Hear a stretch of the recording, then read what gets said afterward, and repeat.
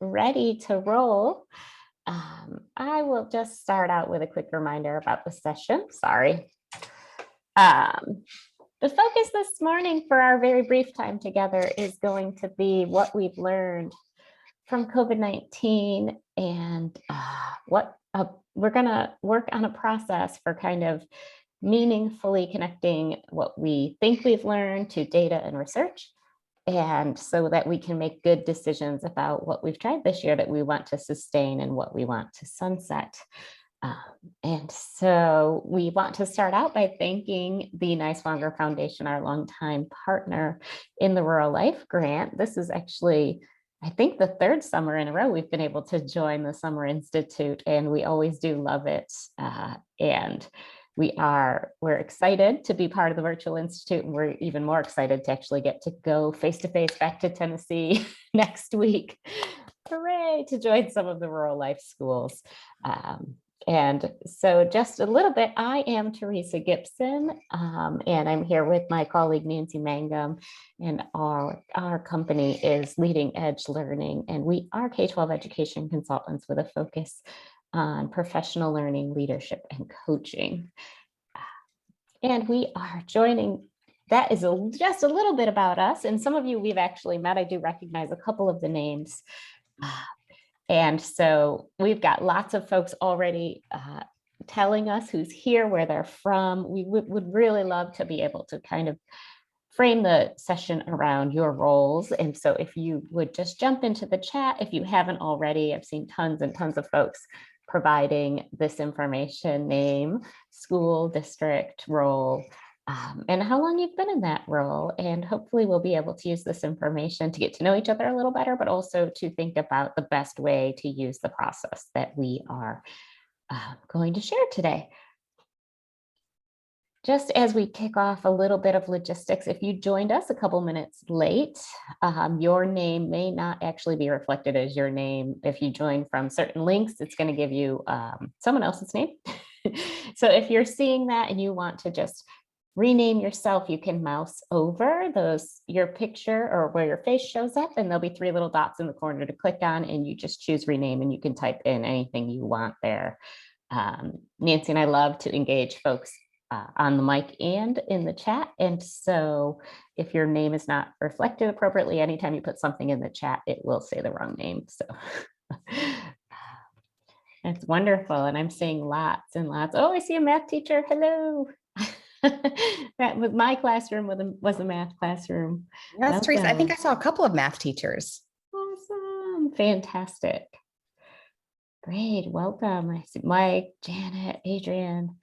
Oh, and I'm seeing a great variety of school districts. Is excellent. Oh, Johnson City Schools. Hello. Hooray. Awesome. Oh my goodness. I love seeing your number of years in service. Congratulations. All right. So with that, we always like to do a quick little check-in with folks as we get rolling. And so I'm going to kick us off this morning with a quick poll. And the way you respond to this poll is just by dropping the number you feel like resonates with you the most into the chat. And so how are you feeling now that we are closed a school year and we're opening a new school year and you're facing summer with a lot of decisions? How are you feeling about this? Are you like, this is crazy, summer's already going too fast, we don't have time to make all these decisions and prepare for next year? Are you like up and down all over the place emotionally about this? Are you waiting in anticipation? Like, I cannot wait to start next school year and just put 2020, 2021 behind us. Or are you just like, I can't even think about that right now. I feel very removed from this situation. Go ahead and drop whatever number resonates with you into the chat so we can just kind of get a feel and start the moment with a little bit of self-awareness. Oh, lots of 4s. That's really great. Good for you. I hope your summer allows you some amount of removal from the situation. Yes, 2s kind of up and down. I think I'm personally right now a 2. Ask me in an hour, that might change. A couple of 3s, people getting excited. Congratulations to you. I'm not quite there yet. In the getting excited. Yeah. It's great. And just starting out your days, this is a great classroom strategy or faculty, whole staff strategy, getting a read of the room just to kind of feel like as we reflect on ourselves, how are we, how present are we this morning? How are we feeling about what we're about to do? So thank you all for jumping in and sharing and being transparent as we open our session this morning. And you know, a lot of these topsy-turvy emotions or the anticipation or putting things behind us, or even the need to remove ourselves from all these decisions, and the idea that we are going to start a new school year soon, soonish. It's all been, there's been a lot of push and pressure for COVID-19, and we're excited to soon hopefully be able to stop talking about it. But before we do that, we know that the year came with a ton of decisions, a lot of rapid fire decisions, survival mode decisions. But one of the things that happened that we think is a huge value is that we did actually get to do a lot of experimentation this year. And so like, it's something we don't always have the freedom, and I don't know if it was a freedom, it's a little bit forced on us in some way, but we were able to do a whole lot of what in like academic language we would call action research. And so teachers, leaders are out there trying things, implementing new strategies, trying to make things work, and then seeing how it played out, which, you know, on a formal stage, that's action-based research. Going to try this, what happened? Let's see what happened. But the part that was really hard this year because of the pace was taking time to figure out what actually worked. And so what we're going to do today is hopefully take advantage of our semi-pause for summer and take some time to think about how can we understand what really worked. Not just what felt good, what got kids excited, but what really worked that we implemented this year. What's important enough to put time, money, energy into to sustain. And we're going to take you through a little bit of a process. So as we came into the remote instruction world, a lot of organizations started to publish some helpful frameworks, thinking about, okay, well, if we're going to do this remotely, what's going to be really important to design into our instruction and our implementation as schools. And we've actually really enjoyed using this framework for high quality remote instruction. And it hits a lot of the key points that research has supported for years, saying we know these things are important for instruction. So as we shift to remote, let's work on these major areas to make sure our instruction stays as high quality as we can keep it. But for today, as we reflect, we can't reflect on everything. But for the framing for our session, we're going to actually look at these three areas. We're going to look at social emotional learning. What did we try? What did we learn? We're going to look at connecting to students and families. I think that level of engagement was definitely different than in years past. And we're going to look at some lessons learned from equity, choice, and flexibility. And how we're going to do this process is we're going to invite each of you, and Nancy's going to drop a slide deck into the chat, a link into the chat. We're going to invite each of you to make a copy of this very brief slide deck that follows this process. And so we're going to do a little bit of new learning, and then we're going to give you time to pause and take some notes. And it's always going to follow this structure. There's going to be some guiding questions. You're going to do a self-assessment, and then you're going to write some notes on what you think you need to sustain and what you need to sunset. And so I'm going to give you just a minute to click on that link. What we're going to encourage you to do, you won't have time right now to dig through all of the data, but we're going to encourage you to write down some of your intuition as we go through this, and then go back and verify that the data really reflects this didn't just feel good, this was good, or this didn't just feel bad, it was terrible and should never be done again. So for today, take a moment, make a copy of the deck, and we will give you time throughout the session to reflect on your own slide deck. So if you're a teacher, you're thinking about your own classroom. If you're a school leader or a coach, you're probably thinking about multiple classrooms or things that you tried across your whole school. And so use that lens to inform it.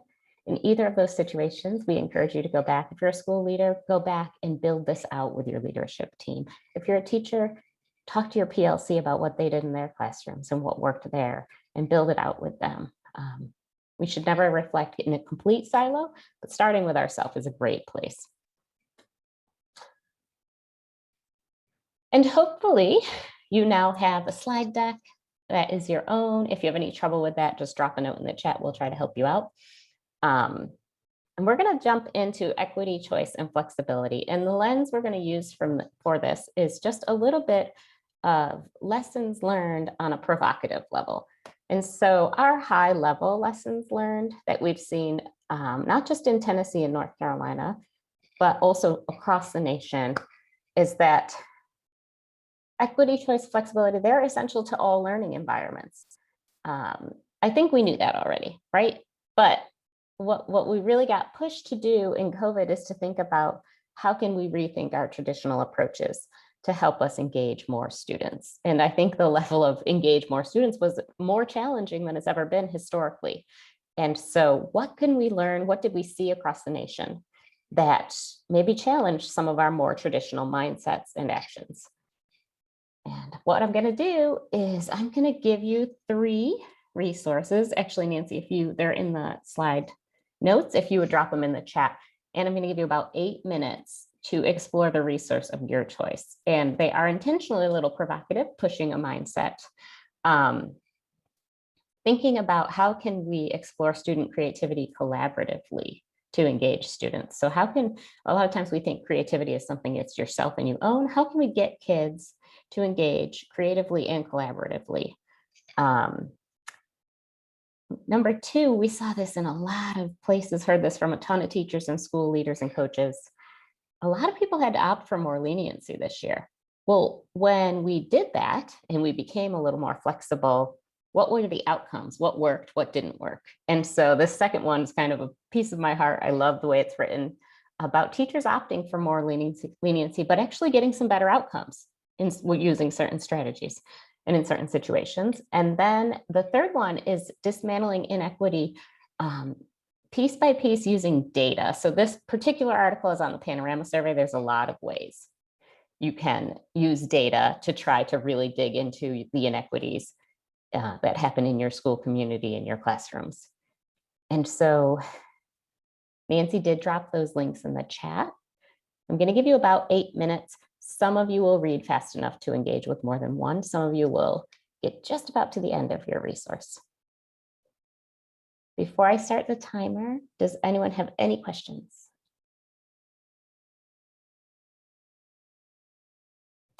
All right, I'm going to jump over to my timer and start the countdown. So you have 8 minutes. Go ahead. And you can mute yourself and hide your camera if that's more comfortable for you to engage with those resources.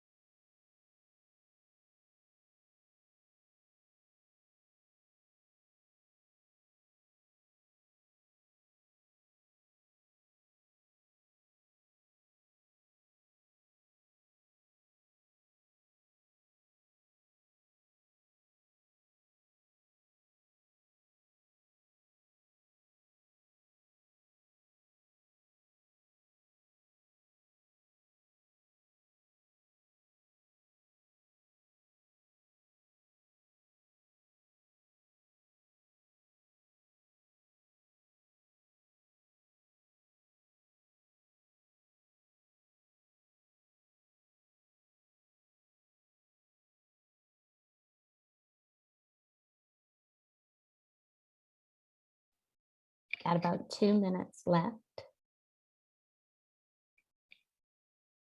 After the 2 minutes, we'll have a little bit of time to debrief before you have time to reflect.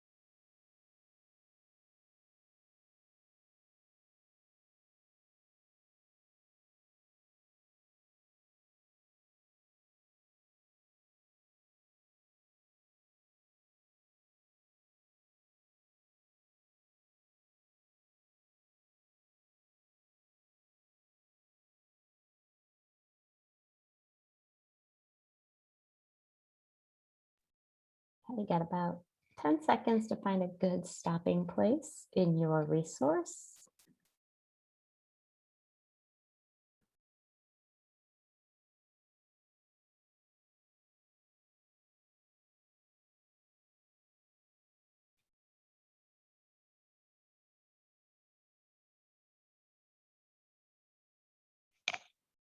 All right. And so as stated, I said that they were intentionally a little provocative, which means you probably have a lot of thoughts as you're reading through some of those pieces. We're going to start with just opening the mic up for something that resonated with you. And that does not have to be something you agreed with. You are welcome to jump on the microphone, or you are welcome to jump in the chat.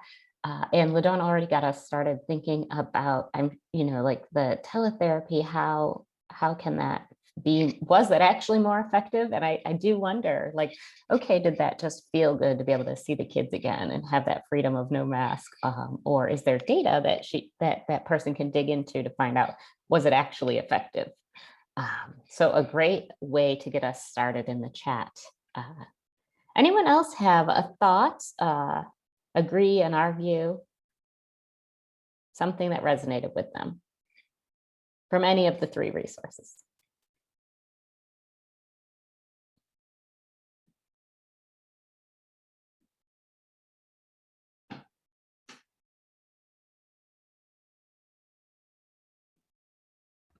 I'll go. So when I was reading the article about leniency, this is something that I kind of struggle with, because I have always had a class that was pretty rigid on my like due dates and things like that. And so I had to make a lot of changes in the way I'm used to doing things. And the very last little paragraph in this really got me. Because it had said, I still sometimes struggle whether to dock students points for late submissions. I want students, especially upperclassmen, to be responsible learners. At the same time, I don't want to let their occasional irresponsibility get in the way of their learning. And this year has really brought that out in my understanding as well. Like, I used to do 10 points off for every day it was late, and I adjusted that a little bit this year. And I think I'm going to stick with that now, versus my old procedure, just because I do see that students are more likely to complete the work and actually attempt to do redos and things like that if they have that opportunity. So that really stuck out to me, because it made me have to really shift my way of thinking through all of this. Yes, Adrienne, thank you for sharing all of that. I think you definitely voiced some similar struggles I had as a teacher. I have still, I think. where it is a balance of kind of how do you teach them that self-management and responsibility. And also something I struggled with as a high school math teacher was like, how do I, if they keep resubmitting, how do I ever keep up with the feedback? It's a really hard balance, but I love that you also addressed like thinking about, are they learning? And what is my ultimate goal? Because I think that is a really big push in that article. And in the chat, I see a couple of thoughts too about flexibility and how younger kids, you can't always offer as much flexibility, right? They might need a lot more scaffolding. And some of my older kids in high school even needed, I always had kids that needed way more scaffolding and boundary in their choice. So I like to call it bounded choice and bounded flexibility, which I think also relates to what Adrian was saying about deadlines too. You can't just always keep extending deadlines. That also doesn't lead to learning, right? So there's this really hard balance that I think we always have as educators, thinking about how lenient can I be and still get learning out of it. So how do I build the right scaffolds and find that right balance? Yes, elementary students don't always understand, and thinking how do we build their social emotional skills, their self-management enough that they can have some choice, but we still feel comfortable that they have the boundaries and the learning going on that they need. Absolutely. Yes, and Rhonda's saying like, I'm not sure it was positive in my district, which is a really important reflection at the end of, especially at the end of the year. And so taking time to say, okay, well, what were the ultimate results of that leniency? And my guess is when we really dig into the data, or when you have the opportunity to go back and really dig into the data with your leadership team or other leaders in the school, other teacher leaders, you will find that certain things were effective and certain things were not effective. And it's so important to ask those hard questions. Yeah, because I think there were definitely kids that leniency did not help at all. Like, my son was one of them. He, with too much leniency, he was not learning anything. But my daughter, she did better with the leniency. So it's so interesting to think about each student and their skill set and their ability. Great. Yes. Oh, and Donna's talking about engaging kids with a wide range of text and some choice in that text having been a really positive indicator of engagement. Yeah. Awesome. Yes, Rhonda, thinking about, and that's a great data point, right? Well, this is where it wasn't working for, and so that's really important. Awesome. All right, I encourage you to keep dropping things in the chat. What I'm going to do now is give you also a couple minutes for your own slide deck. So thinking about what did you implement this year, some things we were forced into, some things we thought were a great opportunity, new tools and strategy, and then really assessing if I think it worked, what improvements can I actually show? Right, so Rhonda's saying we didn't see improvements, especially our seniors were in really bad deep water, right, coming into summer this year. And so that's important, thinking about we can't never have leniency either. So where can we find the sweet spot and put structures into place to improve? And what will you keep moving forward and what will you sunset?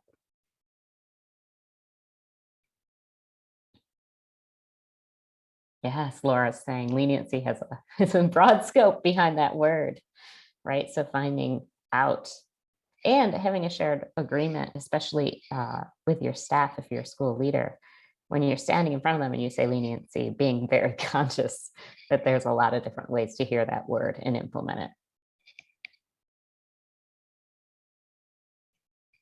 Yes, and giving people grace, because it's, as we think about where leniency didn't work, we don't want to not have grace or offer grace, but we also want to have enough boundaries and scaffolds that we're getting somewhere. Excellent. So I'm going to give you one more minute to add some notes, reflect in your deck. You'll have access to all those resources. They are linked in the slide deck for you.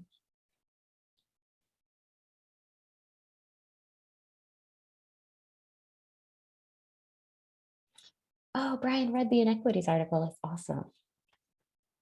Yes, thinking about access, one of your biggest concerns.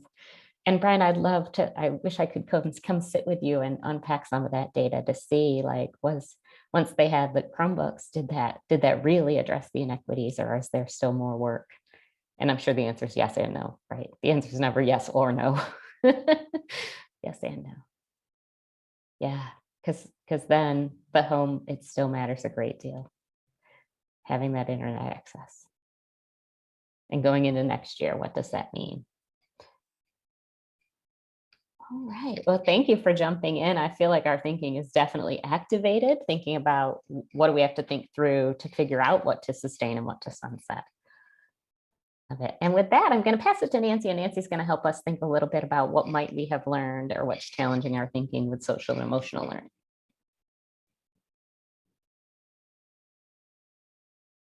Thank you, Teresa.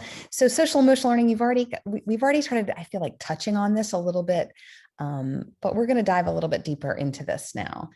So change, kind of that was if there maybe was a word for the past 18 months, or definitely this past school year, change probably would have been in the top 3 words. You know, we all experience so many changes during the year, and this Kübler-Ross change curve kind of helps us to see what happens to people when any kind of change initiative is put in front of them, or any kind of change happens to them. And so as we look at this, they say that, at first there's often shock or surprise. Then we often go into denial, right? After the denial comes the frustration. And maybe with that, the depression.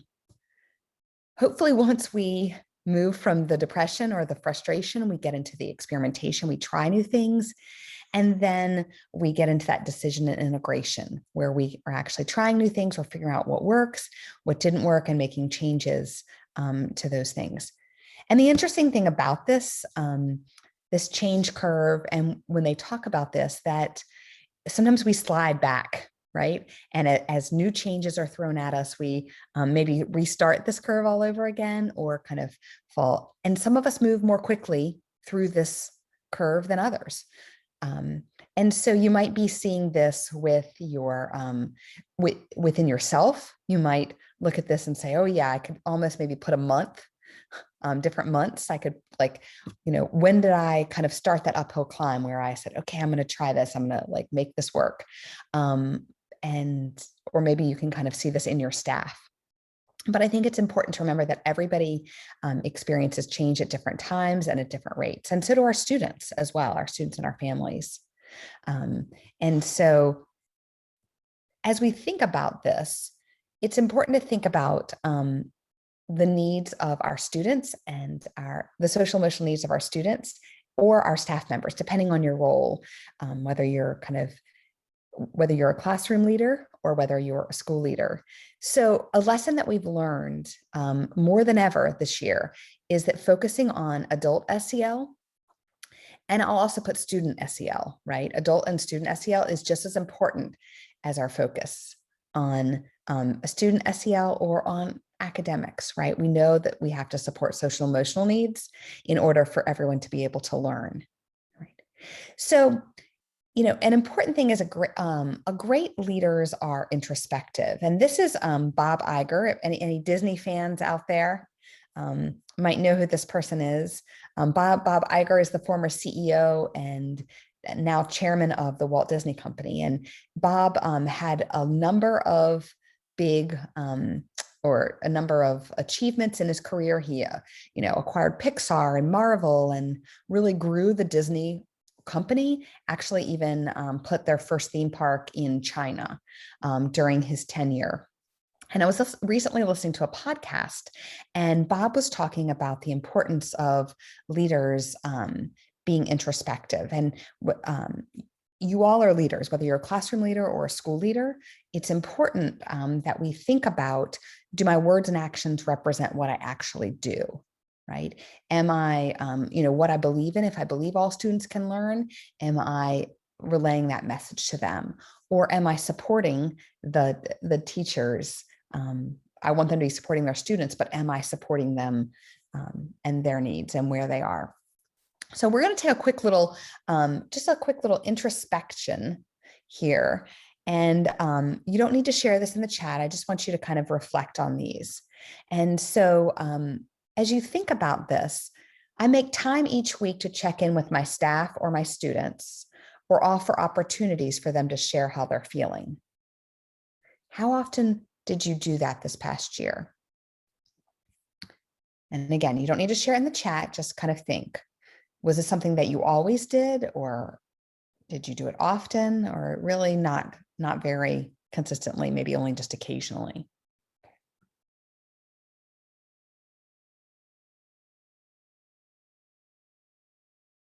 All right. And this next one, did you spend time with your colleagues talking about how to specifically address the social emotional needs of your staff or of your students? Were you really consciously thinking about that and thinking about this? Was it something you always did? Did you occasionally do it? Where did you fall?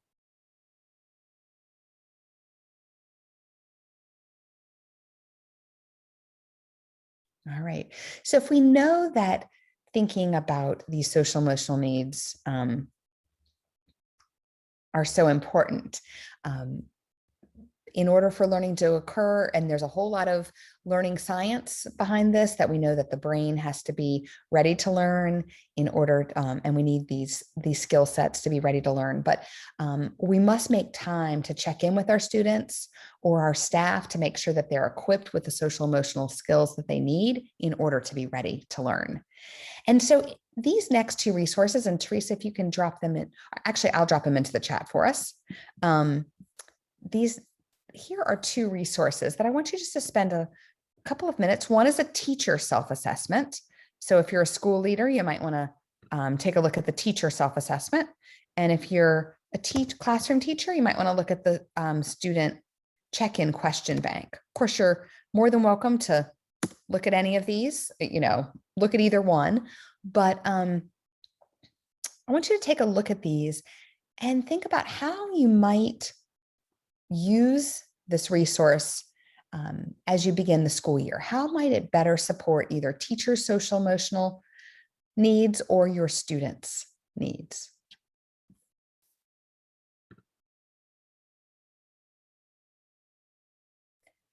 I'll give you just a couple of minutes to take a look.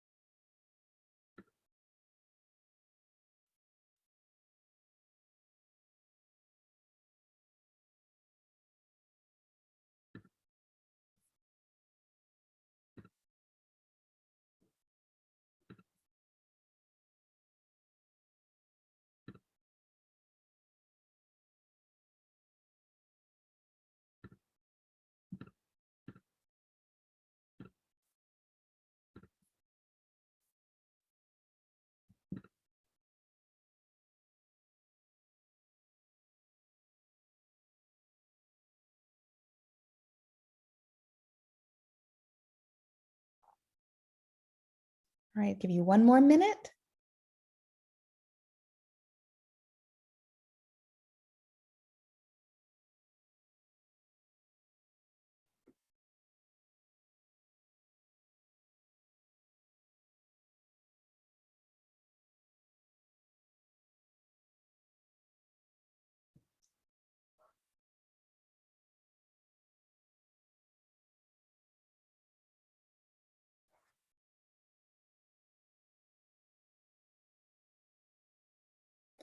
All right, let's kind of just share your initial thinking? I know you, there's a lot there, especially with the student.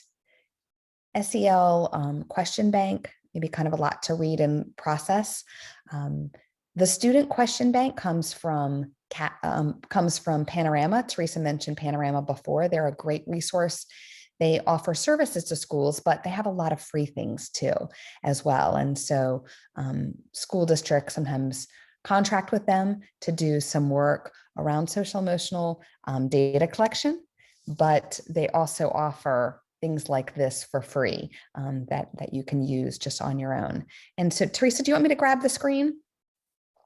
Okay. All right. So I'm going to, let's see here. I'm just going to pull out this and we can just take a quick look at, let's take a quick look here at these.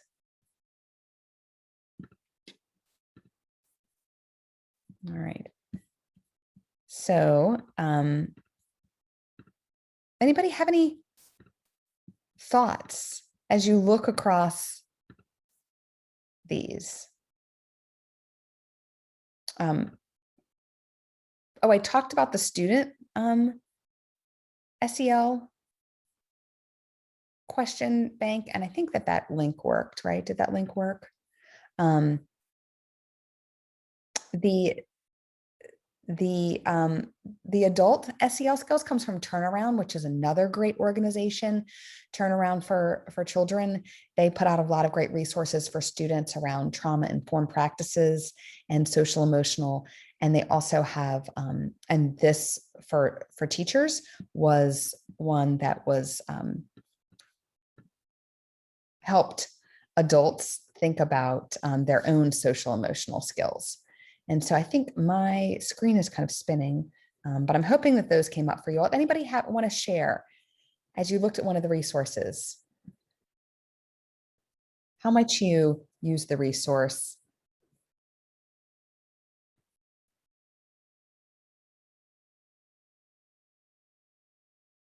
Yeah, and Adrienne, that's a great question.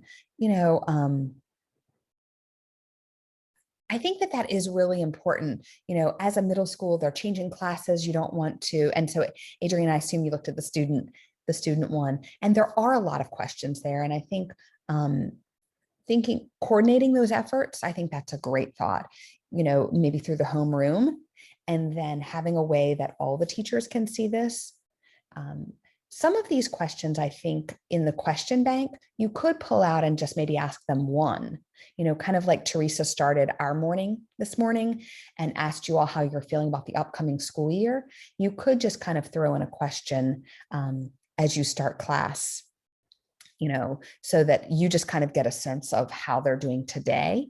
Maybe there's some of those, but I think definitely if you're going to ask several of them and that are more holistic, not just about how are you feeling today or right now, but more overall, I definitely think the homeroom, like Teresa said, you know, chunking them. And Adrienne, I think as we look at that resource a little bit more and have a little bit more time, maybe even print it out, they have some great guidance at the beginning to help you think about how you might kind of chunk these or use these in a way. But does anybody else have any other thoughts there? Have you maybe done this before with your middle grade students or high school students and have a way that you've kind of centralized that collecting of information? Hey, Nancy, So I have two thoughts. At the high school level, we did this kind of work in our advisory groups. So similar to a homeroom, but a little bit different, you know. But at the middle school level, we did this. We just divvied it up among our middle school team. So I was the LA teacher. There was a math teacher, science, social studies, whatever. And so we each took different components and talked about it versus all of us trying to talk about it. So it was just something we coordinated as a team. So kids were hearing it in every class in some form or fashion, but you know, not like everybody's trying to do all of it in every class. Yes. Thank you, Bethany. Yeah, and you know, I think here, if you're looking at the student one, they kind of have maybe the questions that are good for maybe things about how did today go, how are you feeling today? Whereas maybe the student well-being ones, like Bethany said, maybe dividing them up, maybe the student well-being or the SEL skills and competencies, those questions are more that coordinated effort through a homeroom. Great.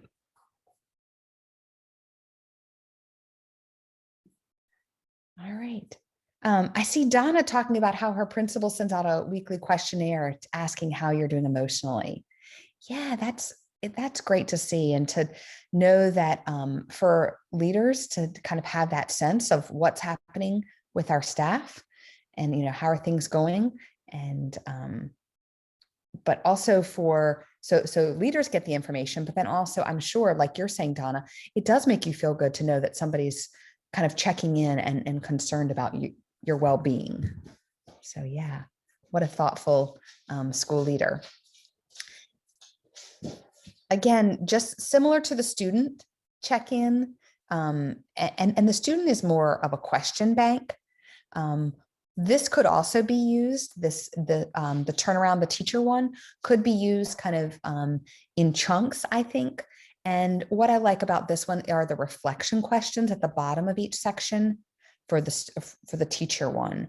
And maybe these are reflection questions that teachers could talk about in a PLC meeting or a school team meeting after they have completed that section. So I think this could definitely be chunked as well. And again, those reflection questions on the bottom are really nice to think about. So any other thoughts there as you looked at those resources?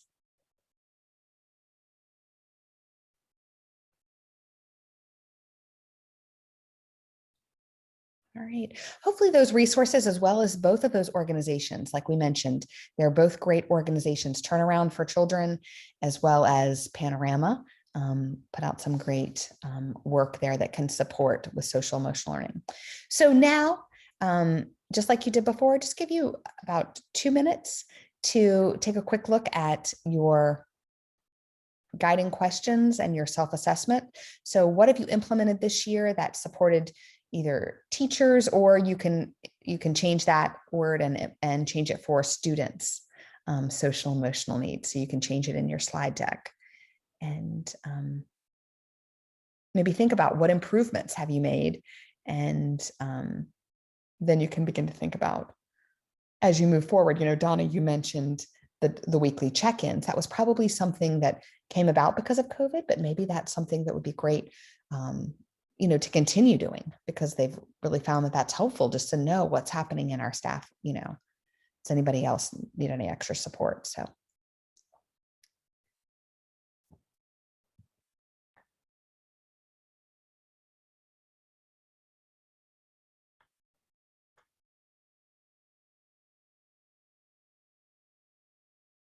All right.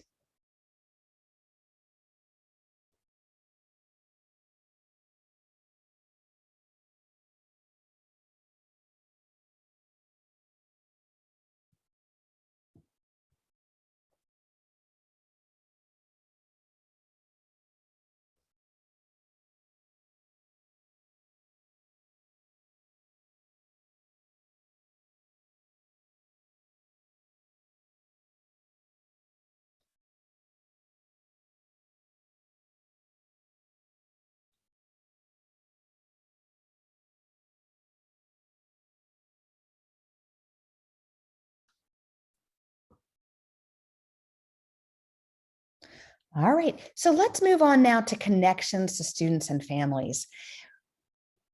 A lot of you all thought about this at the beginning, kind of in those first articles that you read. I mean, I know that was coming up, but our connection with our students, with our families, has this year has been more important, I think, than ever. And so I'm curious, as you think about this past year, what communication challenges have you faced? If you'll drop those into the chat.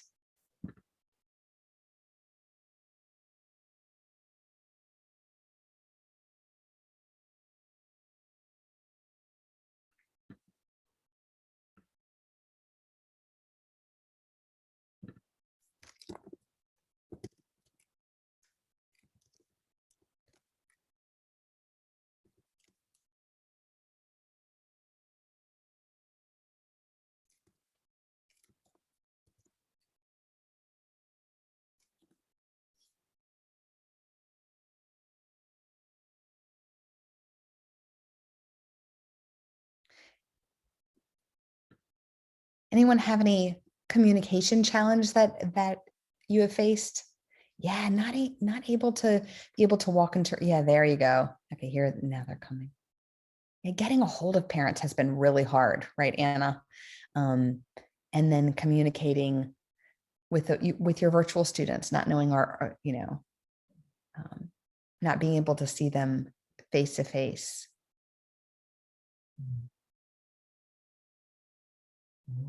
Okay, so great, Amy. So that's good to know that maybe communication has been actually better this year because parents, you've had to communicate a lot more with parents. So that's good.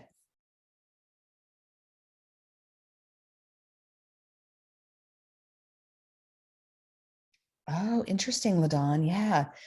People, not really wanting to come to school because they're, just it's difficult, and then being afraid to be in a public setting, right? That is definitely, yeah. And then the computer glitches, right? Like, how do we actually communicate? So many challenges. Teresa's saying that for her as a parent, it was really hard to just so much communication coming from the school. It was kind of overwhelming and overloaded. Yeah. But Adrienne, that's great to hear. So as well, you felt like parents were more involved.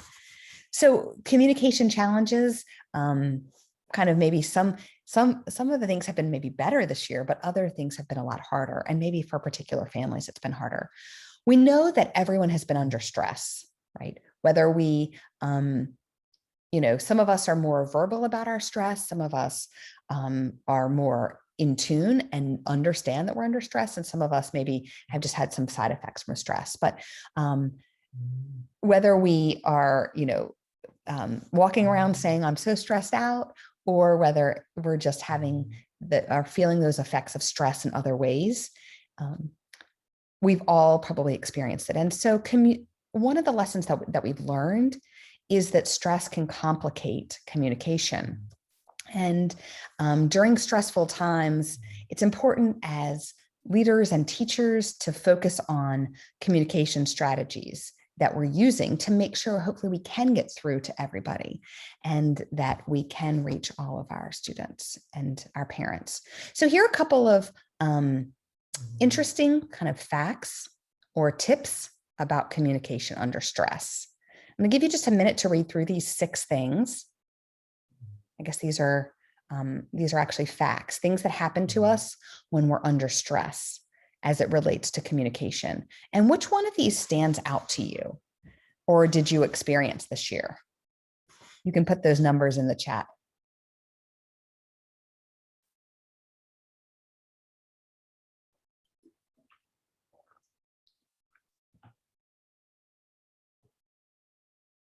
Yes. Number 4, I know for me, for sure, I've definitely noticed that takes me sometimes a little bit longer to process things.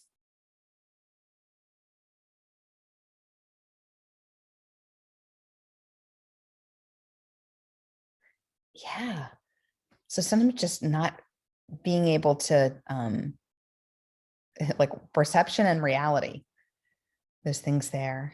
And yeah, number 2, right? That caring. I mean, just like we talked about, Donna mentioned our principal, connecting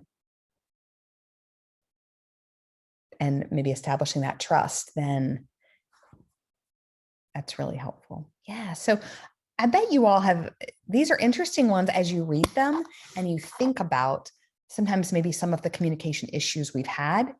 We can go back to some of these and the things that happen to all of us when we're under stress, and as it relates to communication.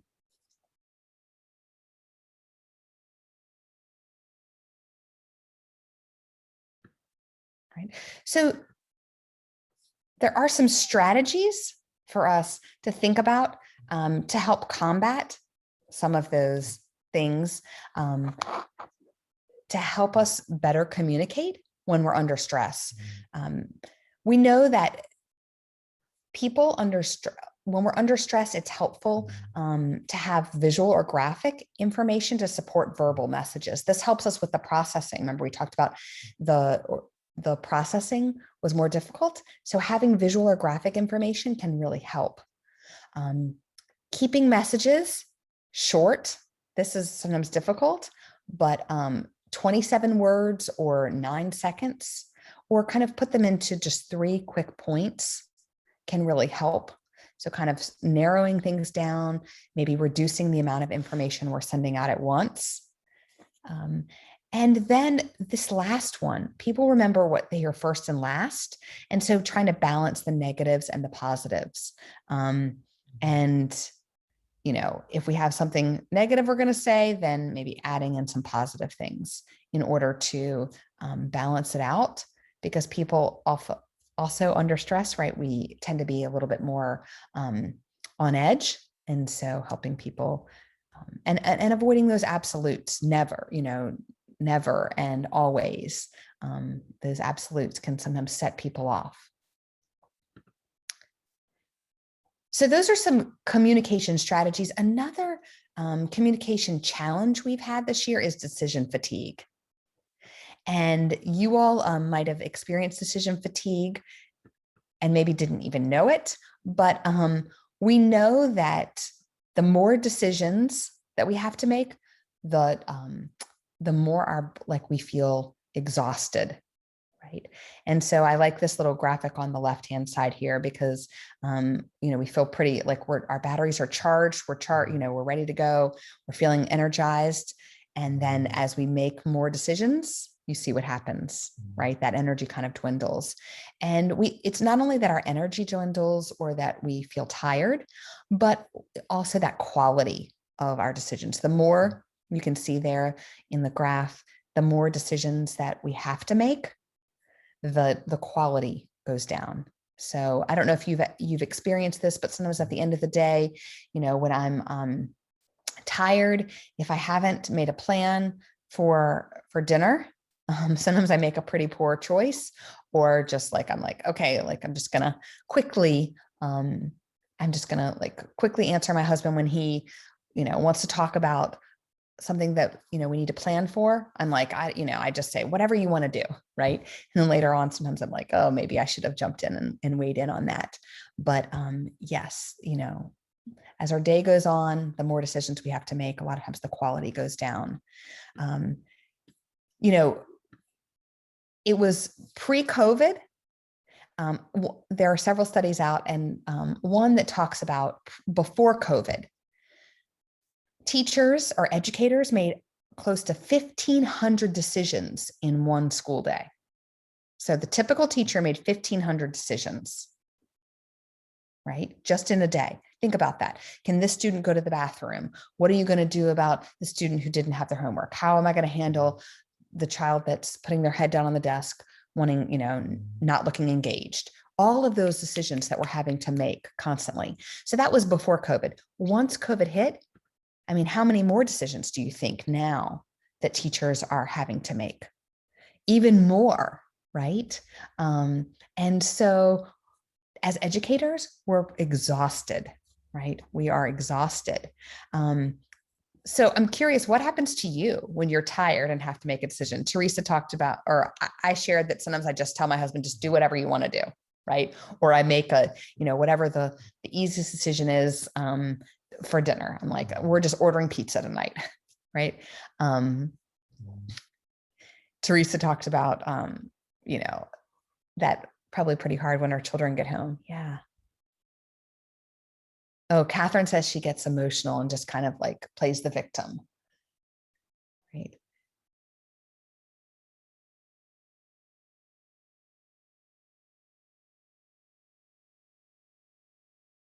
I know I become pretty irritable too. So, you know, as you think about yourself and what happens to you when you're tired and have to make decisions, yeah, Amy, go with whatever's the easiest, just like me with, okay, we're just ordering pizza, right? It's because decision fatigue is real. And we've all been faced with it, especially like on a normal day in teaching, but then this past year, it's been really hard. Yeah. And sometimes that we just, the quickest, easiest option, whatever's the easiest, and maybe we're not always engaging our students as best we could. So the research says that decision fatigue leads to lack of patience and impulsive behavior, right? Loss of self-control and that decision paralysis, right? Melissa says she just wants to take a nap, right? Exhaustion. And, this isn't just for us, it's for our students too. So sometimes if we notice, maybe, we can see this in our students as well as ourselves. So when we think about decision fatigue, if we know that it leads to these types of behaviors and these types of things, we also know that the more choices we have to make, the less sometimes our happiness decreases. So the paradox of choice, right? Less is more, and too many choice can sometimes be really stressful for us. So how can we combat decision fatigue for ourselves, or even think about this for our students? Having a schedule and sticking to it. So making that schedule and I know for me, listing out what I'm going to make for the week or what we're going to eat for dinner for the week really helps me, because then I don't, I know what it's on my list and I'm going to do it. Also making a to-do list at night. Now you might be thinking, well, why do you do this at night? But making that to-do list at night can be really important as you, because it kind of gets things off your mind. But then in the morning, looking over that to-do list and making your hardest decisions in the morning. Now we can't always, we can't always do this. Maybe our most difficult student, we have at the end of the day. We can't just say, hey, move them to my first period class, right? But sometimes if we can fuel our brain. So as much as we can, just like Melissa talked about wanting to take a nap, we know that if our brain is fueled, so protein, high protein can be important and will help fuel our brain. Taking short breaks, just like taking a quick walk down the hallway or walking away from something when we can for just a couple of minutes, or doing, our breathing can really help us. And this last one, minimizing your clothing choices. I put this one on here because I thought this was really interesting. Steve Jobs said that he always wore the same thing because he didn't have to make, that was one less choice he had to make. And I've read in the research, it also talks about many other high-powered people who do the same thing, right? Bill Gates always wears a blue button down, or pretty much always does, and khaki pants. Doesn't have to make a choice about. So maybe setting out your clothes or deciding what you're going to wear, then it's one less choice you have to make, right? So I think as you think about communication strategies, I want you to think about what have you changed this year, right? And maybe have you tried some new tools? Have there been some technology tools that you've tried this year that have really helped with communication? And then thinking about, have you seen improvements? And what do you still need to improve? I'll give you just a minute.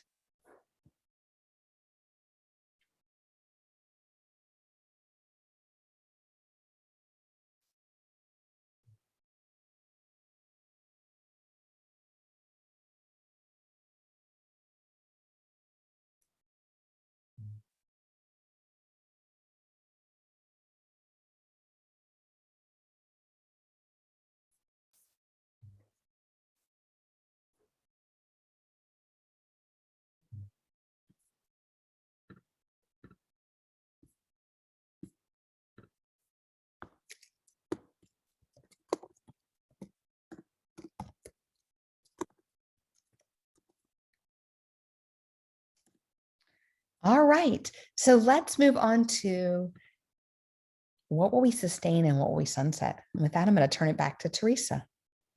Yes, and I'm actually going to turn it over to the group. So we have actually done a lot of leading and sharing our strategies and things we've seen from research or from people we've worked with throughout the country. What I want to do now is just pause here to allow you to share strategies with each other. We don't quite have enough time to break out into small groups. So instead, I'm going to just invite folks to either drop a strategy in the chat or to jump on the microphone. Thinking about this year, things that, as we've talked throughout the morning or that you've been reflecting on for yourself, can you share a strategy, something that you are ready to sustain, or also helpful to share something you're ready to sunset, something you've tried or you've done historically, traditionally, that you're like, this is not getting me the outcomes I'm looking for, and I'm going to make a change. And so it can be any of the three big topics we've brought up: equity, choice, flexibility. It can be communications. It can be social emotional learning, or it can be something else that you've worked on this year that you think is worth sharing for the good of the group. So you are welcome to jump on the microphone or drop in the chat something you want to sustain or something you want to sunset.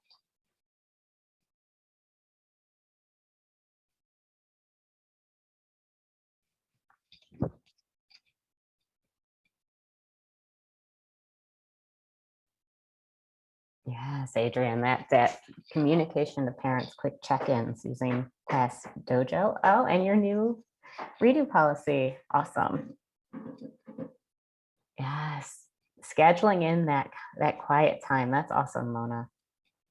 I'm a late person, but so I wouldn't go early, but I have blocked out a little bit of time at night for myself now. Oh, sustaining a flipped classroom, right? Where and how can you leverage that to be effective? Because it can really help some people or some situations. Certain content can be a really great pedagogy to employ. I've actually heard a lot about kind of getting a little bit more one-on-one time with kids this year, and thinking hard about how can you build structures to be able to sustain that time. Other thoughts, something to sunset, something to sustain. Oh, student of the week. That is such an awesome way to celebrate kids and hopefully to find like some asset to celebrate for each and every student throughout the year. I love it. And a positive for a parent. Yeah, Scott. That is awesome. What a great self-awareness exercise, right? Making sure your actions are matching your beliefs through that kind of mindfulness. I love it. Oh yeah, using Google Classroom, right? Some of us stumbled into tools that really did help us get things in a place we want to continue to use. So like finding that instructional hub. Love it. Communication to parents, right? I've heard that a lot, but having that open communication has really opened a lot of doors and built some new partnerships with parents. Yeah, starting that slide deck where you can drop thoughts into that reflective kind of back channel for others.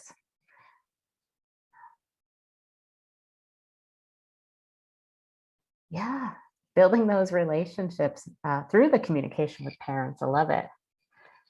Get rid of bringing work home. I know it's always a goal of mine to be more efficient. And thinking about that decision fatigue and what you can get planned and taken care of in the morning so you can stick to that schedule. Sunset the self-criticism. I agree. Like this year, we could be especially hard on ourselves. So giving us permission to criticize ourselves less and work on the positives, that asset base. Sunset sticky notes. Rodney, I'd love to hear more about that. I'm such a sticky note fiend. I might actually have a problem. So I want to hear your strategies to do that.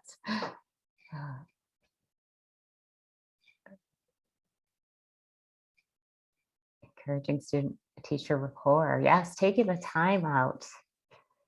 Yeah. Oh, yeah. And having absolutely no due dates, too far on the leniency side, right? I agree. That gets overwhelming, especially when you're trying to give feedback and you're trying to keep kids learning and on, aligned with standards. Finding that balance. Best year for parent communication, right? Worth digging into. What can you keep from that? What can you actually sustain? What's possible? I love it. Get rid of that teletherapy. I know. Nancy and I talk all the time about there's a lot of value in us being able to get together virtually for professional learning, but like the when and how really matters, because there are some things I just really need to be face to face. So you're speaking to my heart, LaDawn, on that one. Yes. gathering input on assignment due dates. That's really awesome, Benjamin. Thinking about, and it teaches such great self-management. When do you think is a reasonable date, and why is that reasonable to you? Penny, thinking about that instructional hub again, right? Like, I really did love, as a parent, even just the teachers where I knew where to go and get the stuff or check on the stuff. So self-care, yeah, oh, massages. It's like, okay, y'all, I have to go. I gotta go. Yes, I agree. Thinking about the more stress we have, the more we need to take care of ourselves to allow us to take care of the staff we're leading, the kids we're leading, the parents we're leading. And I would add, for me, allow myself to be led when it's when it's time to be led. Yes. Oh yeah, and sunsetting some of the complaining, the negativity, the griping, and get solution focused. Amazing. That's awesome. All right. And so I feel like, Nancy, if you want to pop to the reflection slide, I feel like we've already really begun this really in-depth. Oops, sorry, if you can refresh, it says, I just updated it a tiny bit. Thinking about this session, and we've talked about things we want to sustain and sunset, but the real power in this is when we return to our actual context, our school, our leadership team, our district, wherever we're working, our PLC. And how can we leverage kind of the thinking, the thought process, and really looking at that data on what was actually effective, not just what felt good and solved the problem temporarily. How can you take this process, this thinking, this metacognition, and bring it back to your leadership team or your PLC to make it actionable in your school? I'll just give you a minute to think on that.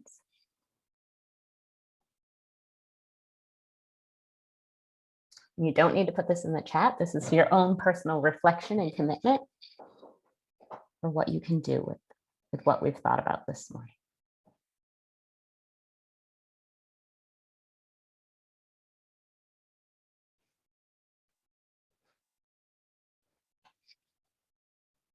All right, with that, Nancy and I have truly enjoyed our time with you this morning. We're going to just give you our contact information. We believe you have access to everything through the slide deck, but if you're missing anything, please reach out to us. We will get it to you directly. And John has just dropped in the session evaluation. We'd appreciate if you would fill that out to get us feedback, but also to get you a certificate to show that you participated today. And with that, I saved just a couple of minutes. I want to pass it back to Bethany Fillers, our colleague at the Nice Longer Foundation, to close us. Yes, thank you so much to our leading edge learning friends. And at this time, don't forget to fill out that evaluation form. John has dropped that in the chat. That form has two parts. So one is the completely anonymous evaluation side. So please give us your honest feedback. We're always seeking to improve. Once you submit that part, another window will pop up with a link if you want to request a certificate. So then you'll put in your information, your name, that good stuff. And then once you submit that, you'll receive that certificate that you were a part of this session today. We just encourage you to check out our Rural Life Virtual Summer Institute website. We still have some additional sessions for the rest of today and on into tomorrow, 3 more sessions tomorrow. We've seen some familiar faces across the week and hope to see you again this afternoon and tomorrow. So thank you for joining us, and we'll hang around if anybody has any questions.